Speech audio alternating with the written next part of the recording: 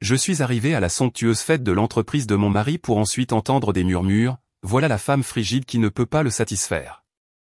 Puis sa maîtresse de bureau a ricané, sécurité, faites sortir cette femme inutile. Je suis parti silencieusement, j'ai annulé tous nos comptes joints, tous nos voyages, et j'ai vendu ma participation de 17 millions de dollars dans son entreprise. En quelques minutes, mon téléphone a explosé avec 56 appels et il était à ma porte. Le garde de sécurité à l'entrée a souri et m'a laissé passer sans vérifier mon invitation. Après tout, j'étais Madame Robert Sterling, copropriétaire de l'entreprise célébrée ce soir. Son signe de tête respectueux semblait naturel, voire attendu. Pendant 15 ans, j'avais été la femme derrière le succès de Robert, la partenaire silencieuse qui révisait les contrats à minuit et organisait des dîners clients qui scellaient des contrats à plusieurs millions de dollars. Ce soir était différent, cependant. Ce soir était censé être notre moment. Les salons scintillaient de cristal et d'or, remplis des leaders d'affaires les plus influents de la ville. J'ai reconnu le maire discutant avec le président de la banque près du bar, tandis que les magnats de la technologie se regroupaient autour de la table de l'ordre pour discuter des tendances du marché. Ce n'était pas une simple réunion d'entreprise. C'était le couronnement de Robert, son intronisation au club des milliardaires. Avant de continuer, je tiens à vous remercier de vous joindre à moi pour partager des histoires de femmes qui réaffirment leur pouvoir. Si vous pensez que chaque femme mérite respect et reconnaissance, veuillez envisager de vous abonner. C'est gratuit et cela nous aide à atteindre plus de femmes qui ont besoin d'entendre cela. Voyons maintenant ce qui se passe ensuite. J'ai lissé ma robe de soie émeraude, celle que Robert avait choisie pour moi la semaine dernière. Le verre rend vos yeux mystérieux, avait-il dit, embrassant mon front de cette manière distrait qui était devenue son geste signature. À 52 ans, je faisais encore tourner les têtes, je maintenais la silhouette qui avait attiré son attention il y a 23 ans, quand j'étais sa collaboratrice juridique, et qu'il était un avocat en difficulté avec de grands rêves. Margaret Darling, Patricia Hoffman, la femme du gouverneur, m'ont fait la bise avec un enthousiasme calculé. Robert doit être aux anges ce soir. Quelle réussite!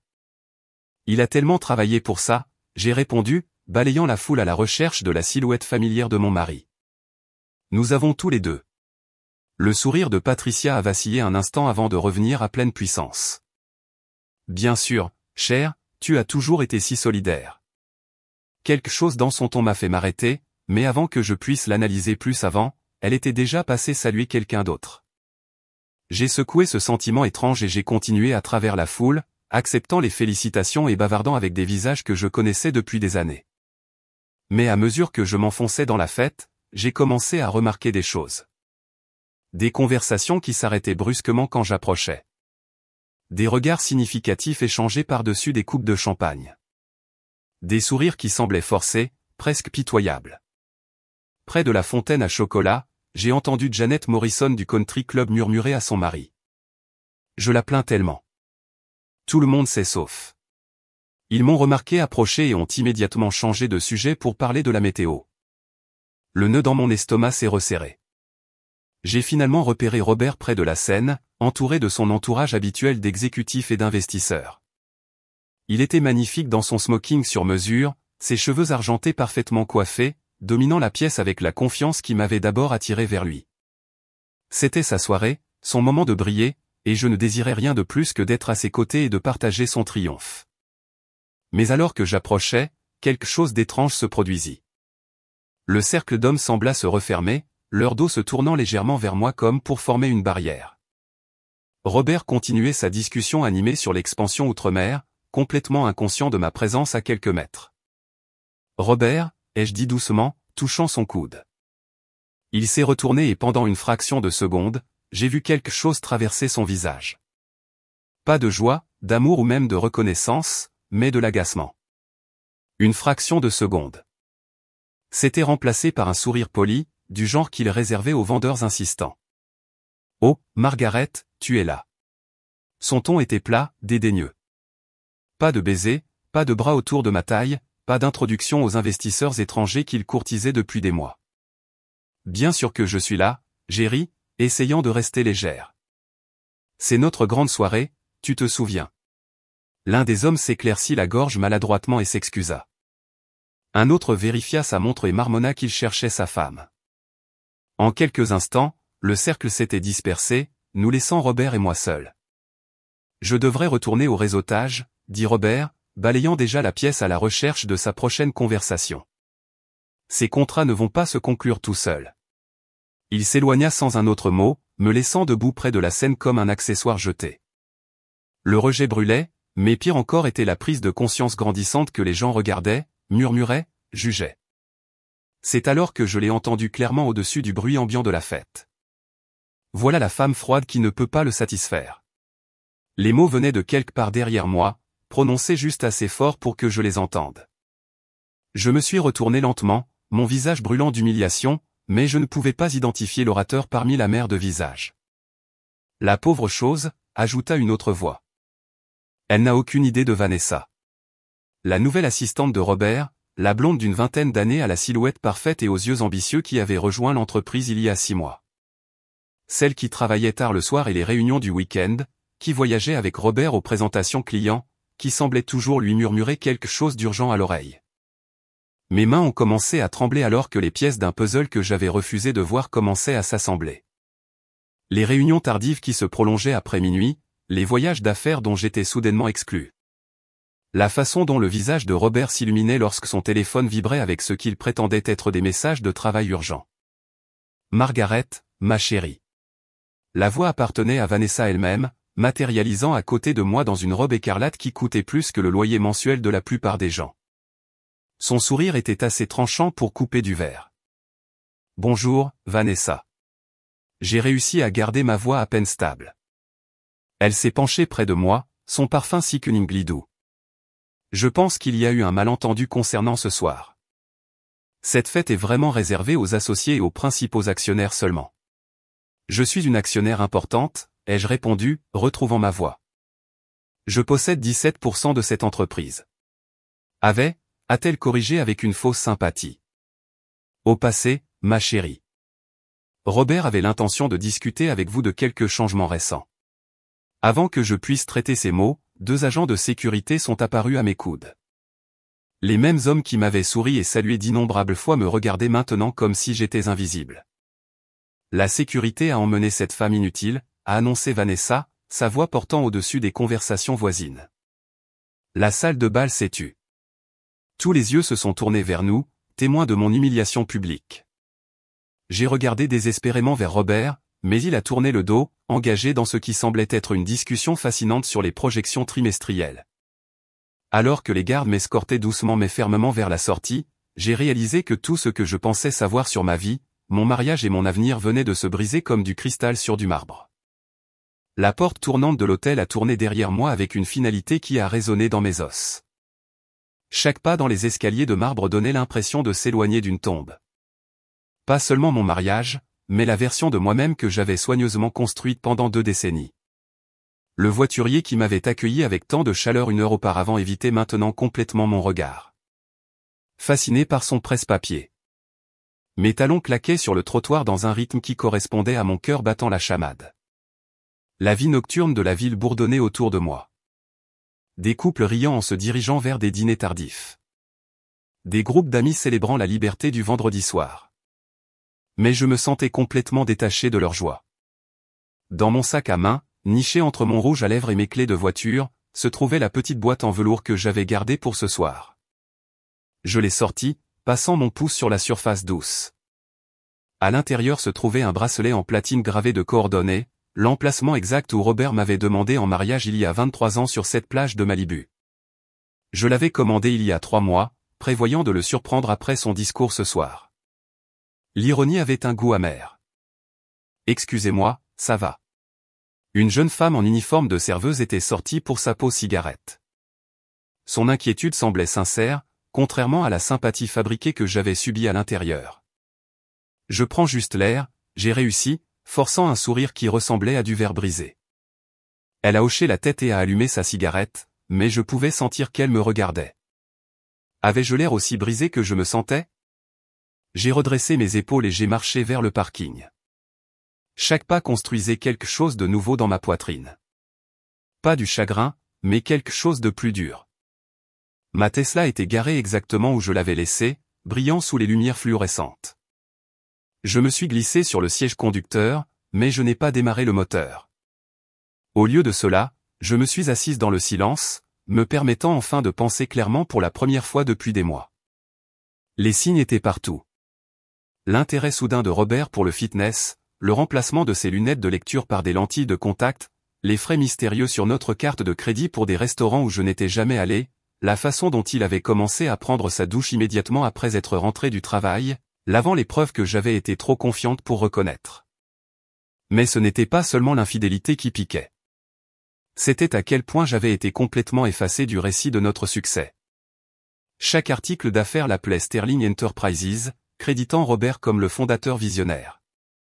Aucune mention de la femme qui avait hypothéqué son héritage pour financer son premier bail de bureau. Aucune reconnaissance des contacts que j'avais fournis par le biais du cabinet juridique de ma famille. Aucune reconnaissance des innombrables nuits que j'avais passées à réviser des contrats pendant qu'il dormait. J'ai ouvert mon téléphone et j'ai fait défiler ma liste de contacts. Mon doigt a survolé Robert Holm un instant avant de passer à David Chin, conseiller financier. Margaret, il est plus de 22 heures. Tout va bien? David, j'ai besoin que vous exécutiez certaines transactions dès lundi matin. Pouvez-vous accéder à mon portefeuille à distance? Bien sûr, mais quelle est l'urgence? Nous avons juste revu vos investissements le mois dernier. Je veux liquider ma participation dans Sterling Enterprises. La totalité, soit 17 millions. Le silence s'est étiré assez longtemps pour que je me demande si l'appel avait été coupé. Margaret, c'est une décision massive. Peut-être devrions-nous planifier une réunion la semaine prochaine pour en discuter. Lundi matin.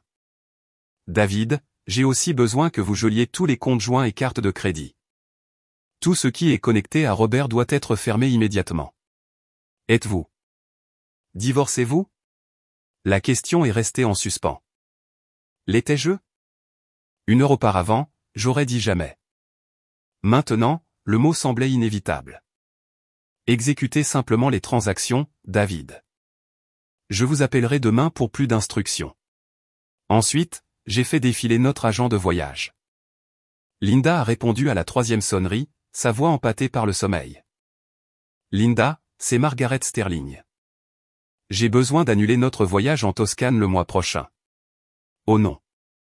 Tout va bien? C'est un voyage d'anniversaire si spécial pour vous et Robert. Voyage d'anniversaire? 23 ans de mariage et il avait probablement prévu de le passer avec Vanessa pendant que je restais à la maison. Sans rien savoir. Changement de plan. Annuler tout. La villa, les vols, les réservations de restaurants, tout. Margaret, les frais d'annulation seront considérables. Êtes-vous sûr de ne pas vouloir attendre demain matin pour y réfléchir? Je suis très sûr. Envoyez-moi les documents. Mon téléphone a vibré avec un SMS d'un numéro inconnu. Madame Sterling, c'est Jake de la sécurité de l'hôtel. Vous avez laissé votre boîte cadeau sur les marches. Dois-je la porter à votre voiture? J'ai regardé mes mains vides. Quelque part entre l'entrée de l'hôtel et ma voiture, j'avais laissé tomber le bracelet de Robert. Les coordonnées de leurs fiançailles éparpillées sur le béton comme tout ce que nous avions construit ensemble. Gardez-la, ai-je texté en retour. Ou jetez-la. Je m'en fiche. Mais je m'en fichais. C'était ça le problème. 23 ans à m'en soucier, à faire passer ses rêves avant les miens, à être l'épouse parfaite en entreprise pendant qu'il bâtissait un empire sur mes sacrifices. Le souci était devenu un piège. Et ce soir, Vanessa m'avait montré la clé de ma propre prison. L'écran de mon téléphone s'est allumé avec un appel entrant. La photo de Robert remplissait l'écran, une photo que j'avais prise à Noël dernier quand il riait de quelque chose que notre fille avait dit. Il avait l'air vraiment heureux alors, avant Vanessa, avant ce que cela était devenu. J'ai refusé l'appel. Immédiatement, il a sonné à nouveau, puis à nouveau. Au 4e appel, j'avais démarré le moteur et quitté le parking. Qu'il se demande où j'étais passé. Qu'il explique à Vanessa pourquoi sa femme avait disparu dans la nuit. Le trajet jusqu'à la maison m'a ramené à travers le quartier financier où notre histoire avait commencé. Le premier bureau de Robert était dans un immeuble qui était maintenant un Starbucks. Mais je pouvais encore me souvenir de l'enthousiasme dans sa voix quand il m'avait appelé pour me dire qu'il avait signé le bail. Nous allons tout changer, Margaret.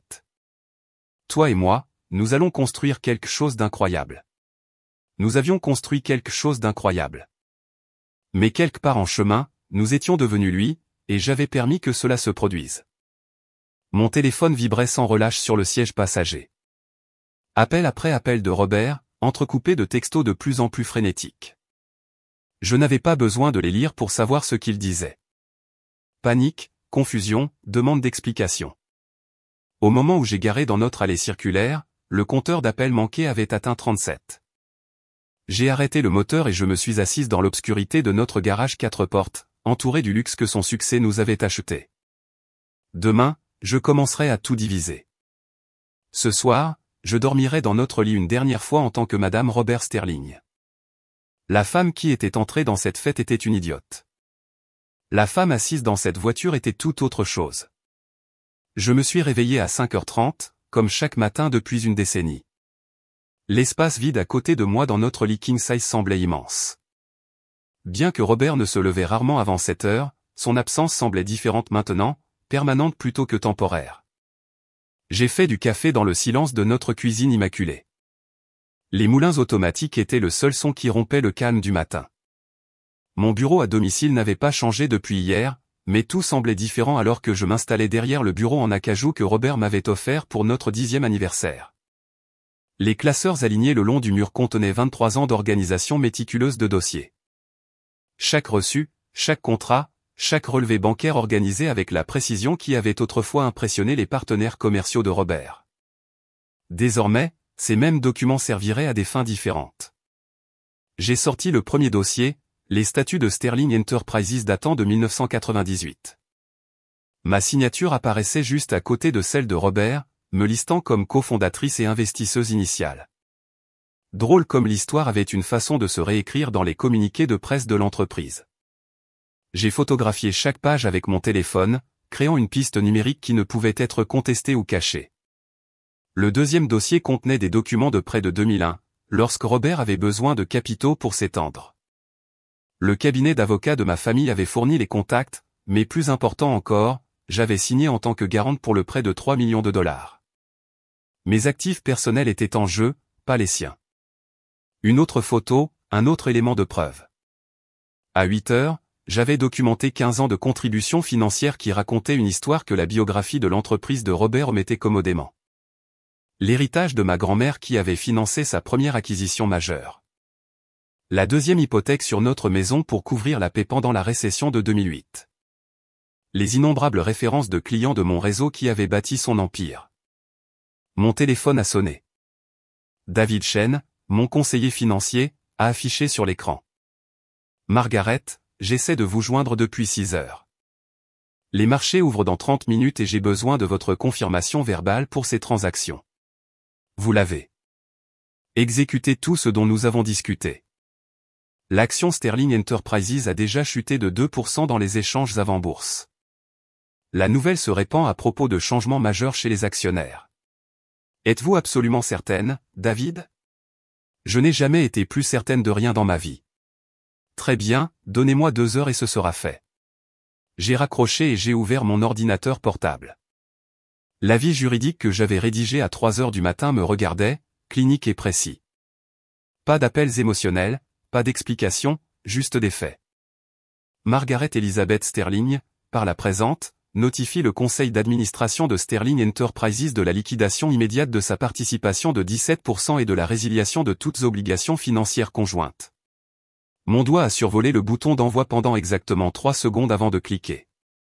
L'email a disparu dans le cyberespace, emportant avec lui la fin de tout ce que Robert pensait contrôler. 30 secondes plus tard, mon téléphone a explosé. Le nom de Robert s'est affiché, mais je l'ai laissé aller à la messagerie vocale. Puis encore et encore. Au 4e appel manqué, je commençais à apprécier le silence entre les sonneries. Chaque appel ignoré était une petite victoire, une petite reconquête du pouvoir. Les SMS ont commencé ensuite. Margaret, qu'est-ce que tu as fait? Rappelle-moi immédiatement. Supprimer. C'est de la folie. Tu ne peux pas juste détruire tout ce que nous avons construit parce que tu fais une sorte de crise nerveuse. Supprimer. Le conseil est en session d'urgence. tu as déclenché une crise d'entreprise. Appelle-moi. Supprimer. Je me suis fait une deuxième tasse de café et je suis retourné à mes classeurs. Les accords de partenariat que Robert avait insisté pour renégocier il y a 5 ans semblaient soudainement très différents sous mon regard actuel. Il avait planifié cela depuis plus longtemps que je ne le pensais, réduisant lentement mon implication officielle tout en augmentant ma responsabilité financière. Mais il avait commis une erreur cruciale. Il n'avait jamais retiré mon nom des documents d'incorporation originaux. Aux yeux de la loi, j'étais toujours une partenaire fondatrice avec des droits égaux aux informations de l'entreprise et à l'autorité décisionnelle. Mon téléphone a vibré avec un SMS d'un numéro inconnu. Madame Sterling, c'est Vanessa. J'espère que vous allez mieux ce matin. Peut-être pourrions-nous prendre un café et discuter du malentendu d'hier soir. J'ai fixé le message pendant une bonne minute. L'audace était à couper le souffle.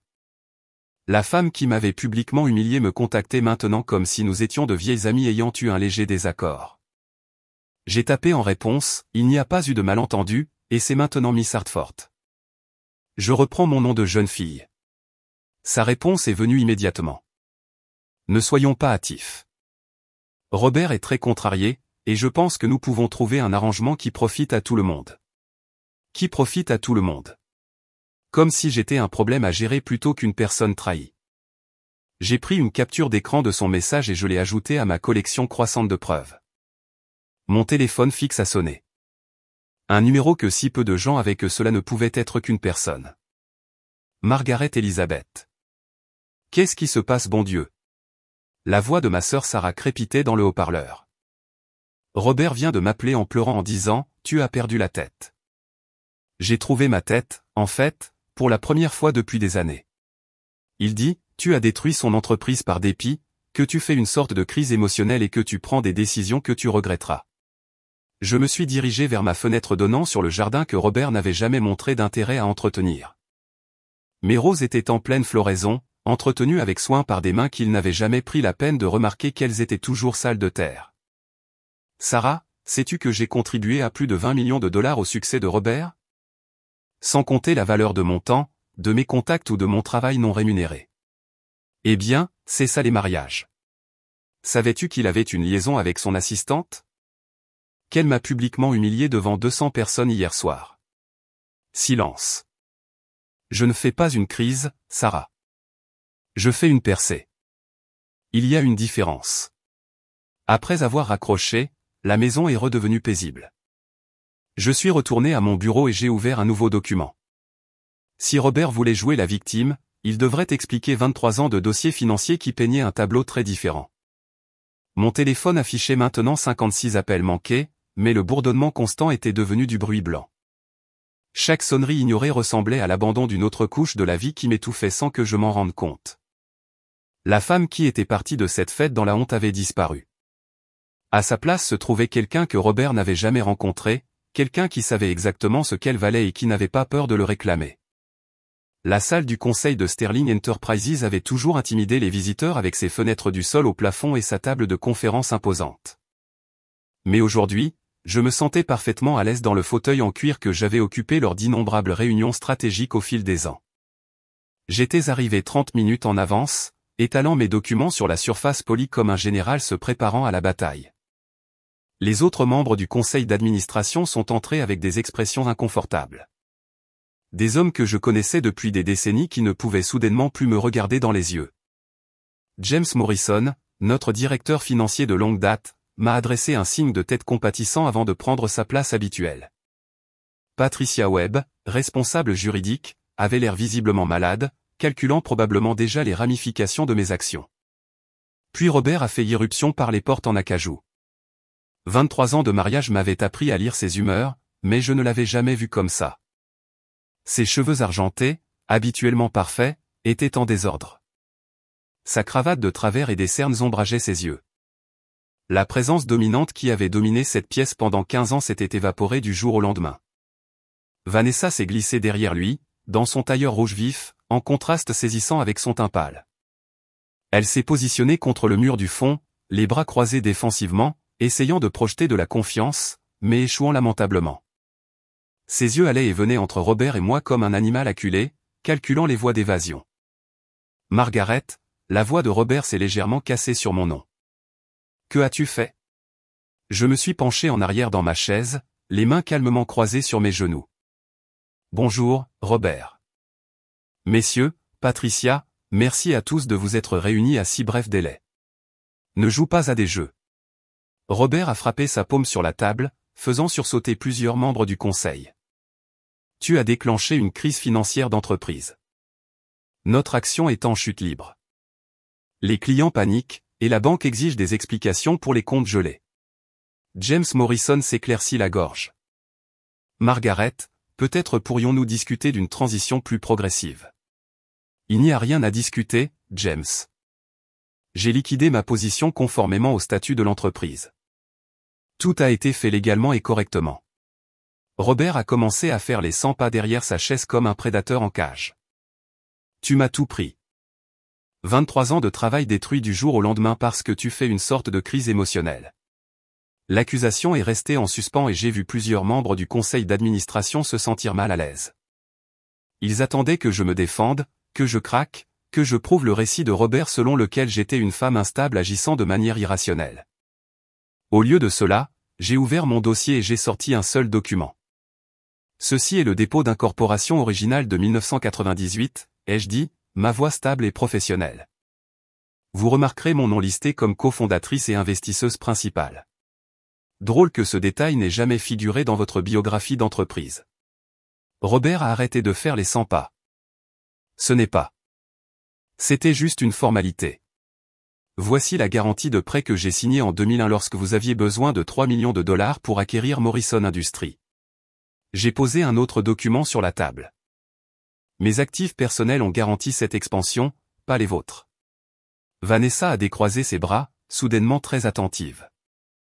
Et ceci, ai-je continué, produisant une pile épaisse de documents de chaque contribution financière que j'ai faite à Sterling Enterprises au cours des 2 dernières décennies. 27 millions de dollars d'investissement direct, sans compter la valeur marchande des relations d'affaires, des relations clients et des conseils stratégiques. La pièce est tombée dans le silence, à l'exception du ronronnement de la climatisation. Le visage de Robert était passé du rouge au gris pâle. Margaret, Patricia Webb a parlé prudemment. Que proposez-vous exactement? Je ne propose rien. Je vous informe qu'à partir de ce matin, j'ai cédé toutes mes parts dans Sterling Enterprises. L'entreprise devra se restructurer immédiatement pour rester solvable. Tu ne peux pas simplement, a commencé Robert, mais je l'ai interrompu. Je peux et je l'ai fait. Ce que j'ai construit, je peux le déconstruire. Pour la première fois depuis être entré dans la pièce, j'ai regardé directement Vanessa. Elle n'était plus la femme confiante qui m'avait humilié à la fête. Son maquillage soigneusement appliqué ne pouvait pas cacher la peur dans ses yeux alors qu'elle réalisait les implications de mes actions. Bien sûr, ai-je continué, regardant toujours Vanessa. L'entreprise pourrait potentiellement se rétablir si une nouvelle direction était installée. Quelqu'un sent le bagage du scandale récent. Robert a suivi mon regard vers sa maîtresse, et la compréhension a éclairé son visage. Tu détruis tout pour te venger de moi pour. Pourquoi, Robert? Pour avoir eu une liaison? Pour m'avoir publiquement humilié, pour avoir effacé mes contributions de l'histoire de l'entreprise. Je me suis levé lentement, rassemblant mes documents. Ce n'est pas une vengeance. C'est des affaires. La température dans la pièce semblait baisser de 10 degrés. James Morrison griffonnait frénétiquement des notes, calculant probablement comment minimiser les dommages à sa propre position. Patricia Webb avait l'air d'être déjà en train de rédiger des lettres de démission. Robert s'est effondré sur sa chaise, la combativité s'épuisant de lui. Que veux-tu? Ce que j'ai toujours voulu. La reconnaissance de mes contributions et le respect de mon intelligence. Puisque vous semblez incapable de fournir l'un ou l'autre, j'ai décidé de me les fournir moi-même. Le Conseil ne l'acceptera jamais, a-t-il dit faiblement. Le Conseil n'a pas le choix. À moins que vous ne puissiez produire 27 millions de dollars avant la clôture des marchés demain, Sterling Enterprises sera insolvable. Je me suis arrêté à la porte. Je suggère que vous convoquiez une assemblée extraordinaire des actionnaires pour discuter de la nouvelle direction. Alors que j'atteignais la poignée de la porte, Robert a joué sa dernière carte. Je démissionne, ces mots ont résonné dans la salle du conseil comme un coup de mort. Plusieurs membres du conseil ont halté audiblement. Le visage de Vanessa est devenu blanc comme sa pitance s'évaporait devant ses yeux. Je me suis retourné pour lui faire face. Pendant un instant, j'ai vu le jeune avocat dont j'étais tombée amoureuse. Brillant, ambitieux, mais finalement faible face aux conséquences réelles. C'est une sage décision, Robert. Je demanderai à mon avocat de préparer les documents nécessaires pour notre divorce également. Une fois que vous aurez sécurisé l'avenir de l'entreprise, nous pourrons discuter de la division de nos biens personnels. J'ai quitté cette salle du conseil en tant que femme différente de celle qui y était entrée. Derrière moi, j'entendais des murmures frénétiques et le grattement du stylo de Patricia alors qu'elle commençait à gérer les dégâts. Les talons de Vanessa claquaient rapidement sur le sol en marbre alors qu'elle se dépêchait derrière Robert, calculant probablement déjà sa propre stratégie de sortie. Les portes de l'ascenseur se sont fermées avec un doux digne, et j'ai finalement permis à un petit sourire. 23 ans d'invisibilité m'avaient appris exactement à quel point je pouvais être visible quand je choisissais de l'être. L'ascenseur est descendu en silence complet, m'emportant de 23 années de ma vie. Lorsque les portes se sont ouvertes dans le parking, j'ai eu l'impression d'entrer dans un monde complètement différent. Un monde où j'étais celle qui faisait les règles au lieu de suivre le scénario de quelqu'un d'autre. Mon téléphone a vibré sans relâche pendant le trajet de retour. Le nom de Robert s'affichait avec une persistance désespérée. Au moment où j'ai garé dans mon allée, le compteur d'appels manqués avait atteint 43. J'ai éteint le téléphone et je l'ai glissé dans mon sac à main, avide de silence. À l'intérieur de notre maison, ma maison maintenant, j'ai réalisé que tout était exactement pareil, mais tout semblait complètement étranger. Les photos de mariage alignées dans le couloir semblaient des artefacts de la vie de quelqu'un d'autre. La cuisine, où j'avais organisé d'innombrables dîners pour les clients de Robert, semblait trop grande, trop vide. Même notre chambre, avec son lit California King et ses tables de chevet assorties, appartenait à un couple que je ne reconnaissais plus. Je me suis dirigé directement vers mon bureau à domicile et j'ai sorti le dossier en manille que j'avais préparé des semaines auparavant mais que je n'avais jamais eu le courage d'utiliser. Les papiers du divorce étaient nets et propres. Chaque ligne de texte juridique représentait une porte qui se fermait et une autre qui s'ouvrait. En haut de la première page, des lettres capitales déclaraient « Requête en dissolution de mariage ». Margaret Elizabeth Sterling contre Robert James Sterling. Ma main tremblait légèrement alors que je signais mon nom sur la première ligne. Margaret Hartford. J'avais déjà commencé le processus de reprise de mon nom de jeune fille, et le voir écrit donnait l'impression d'enfiler des vêtements qui allaient enfin bien après des années à porter la garde-robe de quelqu'un d'autre. La deuxième signature fut plus facile que la troisième. Au moment où j'ai atteint la dernière page, ma main était ferme, ma résolution absolue. J'ai scellé le tout dans l'enveloppe préadressée et je l'ai placé dans ma corbeille de courrier sortant. Demain, un huissier lui délivrerait à son bureau, rendant notre séparation officielle aux yeux de la loi. En mettant l'enveloppe de côté, quelque chose d'inattendu m'a envahi. Pas du chagrin ou de la colère, mais un soulagement profond. Pour la première fois depuis des décennies, je ne me demandais pas ce que Robert voulait pour le dîner, si je devais assister à une réception client, ou comment soutenir sa dernière aventure commerciale. L'espace mental qui avait toujours été occupé par ses besoins m'appartenait soudainement entièrement. Cette nuit-là, j'ai mieux dormi que depuis des mois.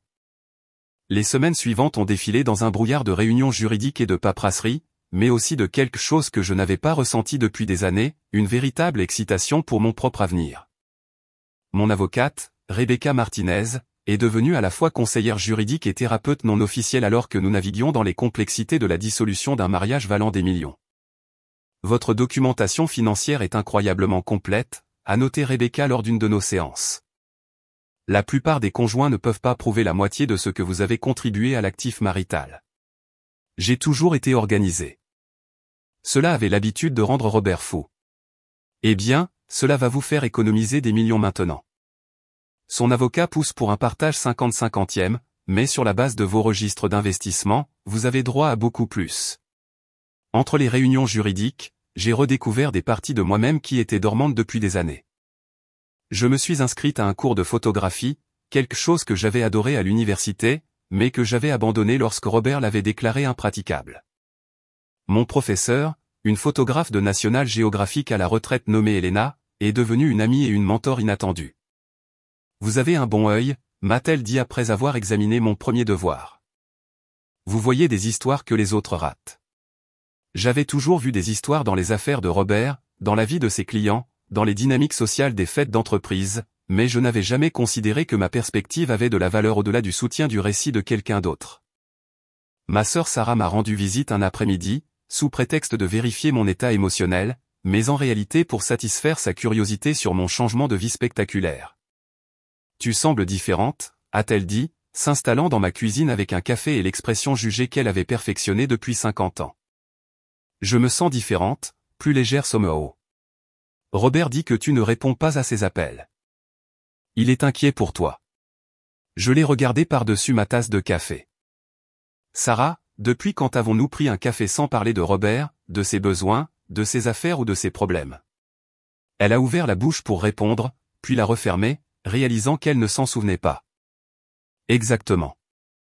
Même maintenant, tu es ici à cause de lui, pas parce que tu veux passer du temps avec ta sœur. » Son visage a rougi. « Ce n'est pas juste. C'est complètement juste, et ce n'est pas ta faute. J'ai entraîné tout le monde dans ma vie à me voir d'abord comme la femme de Robert et ensuite comme Margaret. Mais cette personne n'existe plus. 3 mois après le dépôt des papiers de divorce, j'ai fait mon premier investissement commercial majeur en tant que femme célibataire, une petite entreprise de mode durable dirigée par 2 jeunes designers qui me rappelaient Robert et moi il y a 25 ans. Affamé, brillant et complètement convaincu qu'il pouvait changer le monde. Pourquoi la mode, a demandé Rebecca quand je lui ai parlé de l'investissement. Parce qu'ils construisent quelque chose de beau qui ne dépend pas de l'exploitation d'autres personnes. Et parce que je veux prouver que je peux identifier le talent et nourrir le succès sans l'approbation de personne d'autre. L'investissement donnait l'impression de sauter d'une falaise, mais aussi d'apprendre à voler. 6 mois plus tard, je quittais le vernissage d'une galerie où ma photographie était présentée dans une exposition collective lorsque je l'ai vue. Robert se tenait près de l'entrée, plus âgé et en quelque sorte plus petit que je ne m'en souvenais. Nos regards se sont croisés à travers la pièce bondée et pendant un instant, le temps s'est arrêté. Il s'est approché lentement, comme s'il avait peur que je m'enfuie. « Margaret, tu as l'air », il a cherché ses mots. « Tu as l'air heureuse. »« Je suis heureuse, Robert. Vraiment heureuse. J'ai entendu parler de ta photographie et de l'investissement commercial. Tu te débrouilles bien. Je fais ce que j'aurais dû faire depuis le début, vivre ma propre vie. » Il a hoché la tête et j'ai pu voir le regret gravé dans les rides autour de ses yeux. « Je suis désolé pour tout. Je sais que cela ne change rien, mais j'avais besoin que tu le saches. Merci de le dire. J'espère que tu trouveras ce que tu cherches. » J'ai marché devant lui vers la sortie, sentant ses yeux me suivre, mais sans me retourner. Dehors, l'air du soir était vif, promettant l'automne. J'avais des projets de dîner avec Elena et son mari, suivi d'un week-end pour photographier des paysages côtiers, une vie entièrement de ma propre création. Pour la première fois depuis 23 ans, j'étais exactement là où je devais être.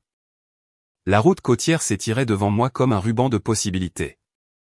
Mon équipement photo était arrimé sur le siège passager de ma nouvelle Tesla Model S. Achetée avec mon propre argent, en mon nom propre, peinte dans la teinte exacte de bleu nuit que j'avais toujours aimé, mais que Robert avait jugé trop tape à accent grave-l'œil. Le soleil du matin projetait une lumière dorée sur tout alors que je conduisais vers mon endroit préféré pour la photographie. Une falaise isolée surplombant le Pacifique où j'avais capturé certaines de mes meilleures œuvres au cours de la dernière année. 12 mois s'étaient écoulés depuis cette soirée dévastatrice à la fête de l'entreprise, et la femme au volant ressemblait peu à celle qui avait été escortée dans la honte. Mes cheveux, maintenant mi-longs et striés d'argent, que je ne ressentais plus le besoin de cacher, captaient la brise du toit ouvrant. Les vêtements de designer qui avaient autrefois été choisis pour compléter l'image de Robert avaient été remplacés par un jean confortable et un doux pull en cachemire que j'avais acheté simplement parce que j'aimais la couleur. Mon téléphone a vibré avec un SMS d'Elena. L'exposition ouvre dans 2 heures. J'arrive toujours pas à croire qu'il présente 8 de tes pièces. L'exposition au Méridien Galerie représentait tout ce pourquoi j'avais travaillé cette dernière année. Mes photographies, des portraits intimes de femmes reconstruisant leur vie après des transitions majeures, avaient attiré l'attention de critiques qui louaient leur authenticité brute et leur force tranquille. L'ironie n'échappait pas que mon art soit né de ma propre transformation. Alors que j'installais mon trépied sur la falaise, la mémoire musculaire guidant mes mouvements, j'ai pensé à la conversation que j'avais eue avec mon conseiller financier hier. Hartford Venture, la société d'investissement que j'avais lancée il y a 6 mois, venait de conclure sa 3e transaction réussie. L'entreprise de mode durable avait dépassé toutes les projections, et 2 autres startups de mon portefeuille montraient une croissance remarquable. Vous avez un instinct pour identifier le potentiel, m'avait dit Rebecca Martinez lors de notre examen trimestriel. Ces entrepreneurs vous font confiance parce que vous comprenez ce que signifie reconstruire à partir de zéro. Le viseur me montrait une composition parfaite. Des vagues s'écrasant contre des rochers déchiquetés, des oiseaux marins naviguant dans les courants d'air, l'horizon sans fin promettant des aventures à venir. J'ai ajusté les réglages et j'ai capturé le moment, sachant que cette image rejoindrait les autres dans ma prochaine proposition de livre. Résilience, portrait de femmes retrouvées avait déjà suscité l'intérêt de 3 éditeurs majeurs. Mon téléphone a sonné pendant que je rangeais mon équipement. Le nom de Sarah est apparu à l'écran et j'ai répondu avec une chaleur sincère pour la première fois depuis des années. Margaret, je voulais juste te souhaiter bonne chance ce soir. Je sais à quel point cette exposition compte pour toi. Merci. Tu comptes toujours venir la chercher. Je ne le manquerai pour rien au monde. Et Margaret, je te dois des excuses. Tu avais raison sur le fait que je m'étais habitué à ne te voir que comme la femme de Robert. Faire ta connaissance cette dernière année en tant que simple sœur a été un cadeau. Après avoir raccroché, j'ai conduit vers la ville avec une légèreté dans la poitrine qui était devenue ma nouvelle normalité.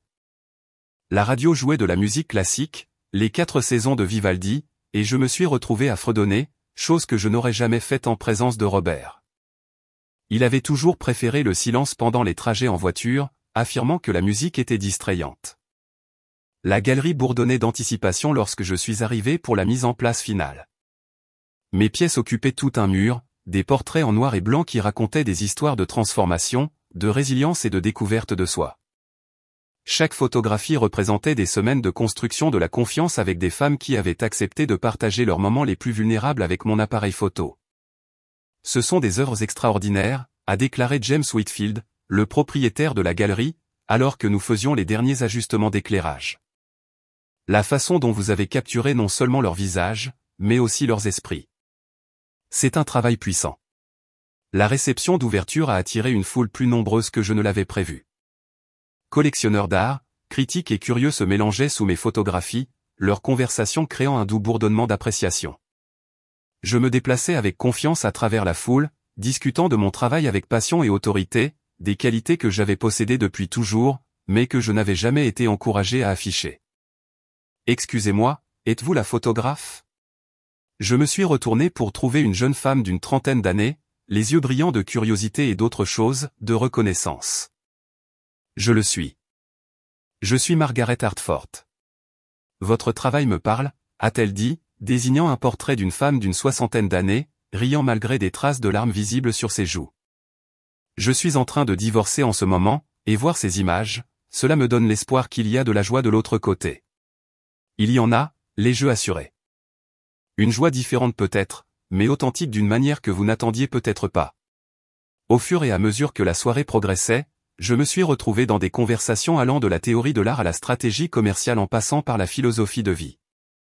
Les gens sollicitaient mon avis, appréciaient mes idées et semblaient sincèrement intéressés par ma perspective. La femme invisible qui se tenait autrefois silencieusement à côté de Robert lors des fonctions d'entreprise avait été remplacée par quelqu'un qui attirait l'attention par ses propres réalisations. Vers la fin de la soirée, Elena s'est approchée avec une coupe de champagne et un sourire satisfait. 3 points rouges, a-t-elle annoncé, faisant référence aux petits autocollants indiquant les pièces vendues.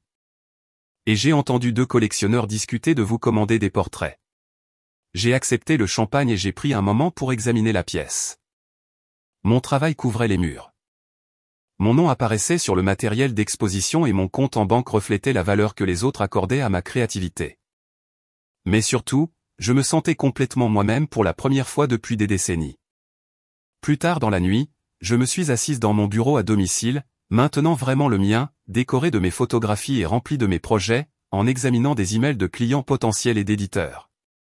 Les lumières de la ville scintillaient au-delà de ma fenêtre, et j'ai réalisé que quelque part au loin, Robert travaillait probablement tard dans son bureau, toujours à la recherche de la validation qu'il n'avait jamais trouvée. J'ai fermé mon ordinateur portable et je suis sorti sur mon balcon, respirant l'air frais de la nuit. Demain apporterait de nouvelles opportunités, de nouveaux défis, de nouvelles chances de prouver que la valeur d'une femme ne se mesure pas à sa volonté de disparaître dans l'histoire de quelqu'un d'autre. Le téléphone a vibré une dernière fois. Un SMS d'un numéro inconnu. Vu l'article sur ton exposition. Félicitations. Tu mérites tout le succès qui t'arrive. V. J'ai lu le message de Vanessa 2 fois, puis je l'ai supprimé sans répondre. Certains chapitres sont destinés à rester fermés. Debout sous les étoiles, j'ai souri à la femme que j'étais devenue. Réussie, indépendante, et enfin complètement libre. Appuyez sur le bouton j'aime dès maintenant. Ne manquez pas plus d'histoires de responsabilisation comme celle-ci. Abonnez-vous et appuyez sur la cloche de notification pour ne jamais manquer une mise en ligne.